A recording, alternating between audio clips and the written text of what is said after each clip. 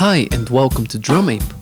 In a previous video I shared with you an exercise which featured subdivisions of the quarter note duration, namely 8ths, triplets, 16ths and 16th quintuplets. In this video we'll take it a step further and look at dividing the quarter note into 6, 7 and 8 equal durations. This is really challenging, but at the same time it would force you to learn to differentiate between the subdivisions and in the process make each one more defined and stable in your groove as a whole. By the time you master these, you should be able to switch freely between subdivisions, so let's make these crucial first steps. The idea is simple. We want to go through all the subdivisions from 1 to 8, moving up a step with every next quarter note. In other words, we try to fit 1, 2, 3, 4, 5, 6, 7 and 8 hits in the duration of the quarter note for a total length of 8 quarters or 2 measures of 4/4.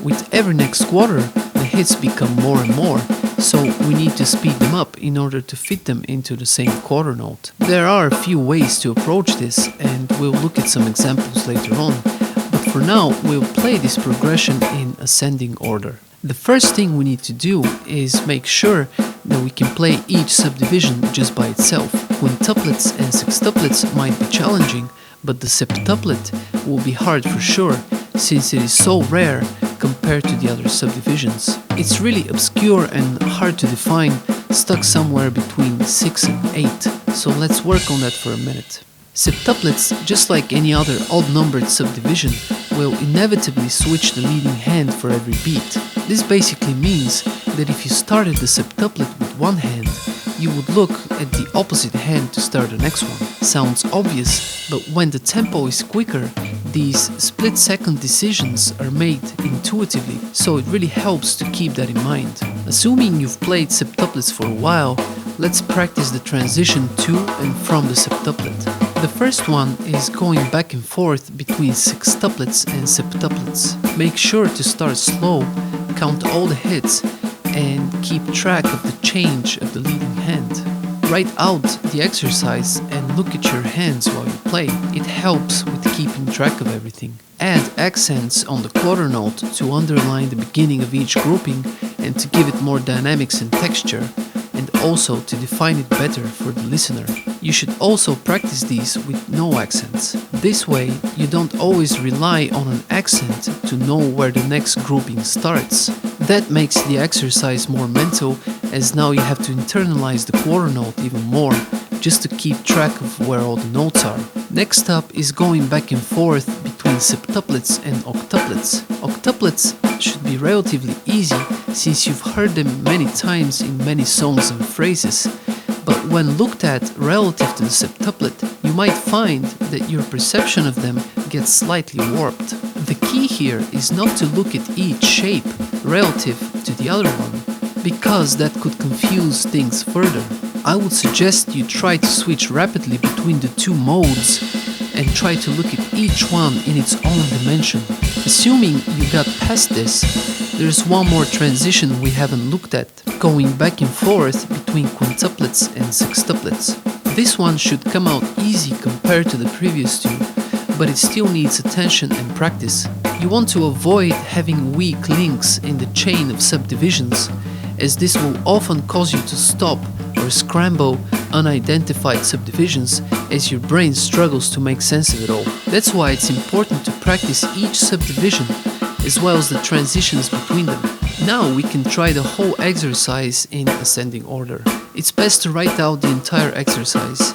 It helps to have a visual confirmation of what you're playing, and also will help with keeping track of how the leading hand changes. I think this is key to taming this exercise, because it lets you know on which hand you can expect the next quarter note to be. In faster tempos it gets tougher, so any clues and hints help. Certain sections will be harder than others.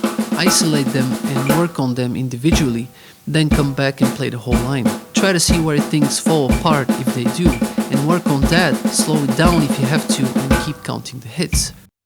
Now let's try this in descending order. There are new challenges as a consequence of this, but the founding principles remain the same. Stick to tempos like 40, 50, 60 and 70 BPM.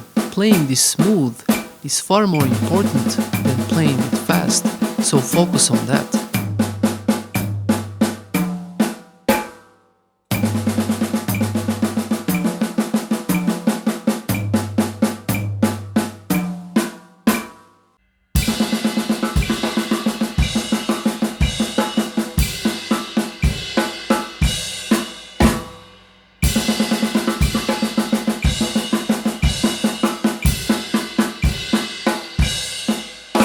One thing you can try is to play each grouping 2 times instead of 1 time.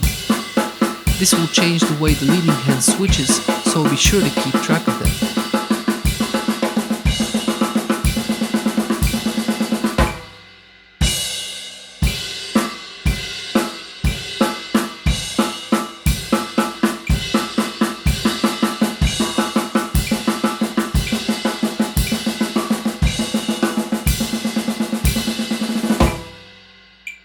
Another thing you can try is to play only the even-numbered subdivisions.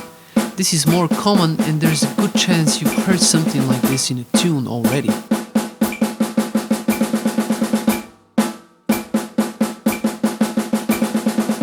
Or play only the odd-numbered subdivisions. This will be trickier, but ultimately will strengthen your subdivision skills even further if you spend enough time with it. Again, practice all the transitions and keep the metronome going. Let me know how that worked out for you. Please like, comment and subscribe. That way I'll know you want to see more free videos like this. Thank you for watching Drum Up.